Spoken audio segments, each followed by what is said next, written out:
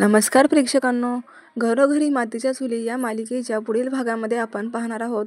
ओवी खूप इमोशनल होऊन जानकीला म्हणत असते की आई, बाबा नेहमी म्हणतात की आपल्या तिघांचीच फॅमिली आहे, पण मला ना आजीची खूप आठवण येते.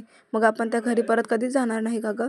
तेव्हा जानकी म्हणते, असं काही नाही आहे बाळा, आपण लवकरच आपल्या घरी जाणार आहोत, त्यामुळे तू टेन्शन घेऊ नकोस. लगेच आता ओवी ही जानकीला घट्ट मिठी मारते आणि म्हणते की मम्मा थँक्स, कारण ओवीला सुद्धा आता आजीची खूप आठवण येते.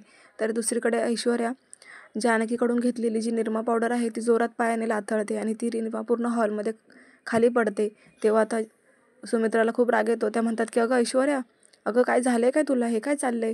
तेव्हा ऐश्वर्या म्हणते की काय झालं म्हणजे? मग सुमित्रा म्हणतात की अगं असं तू निरमा सांडवली, किती पसारा झालाय, आता हे कोण आवरणार आहे?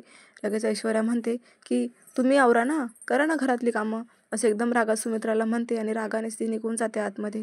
मात्र सुमित्राला खूप मोठा धक्का बसलाय.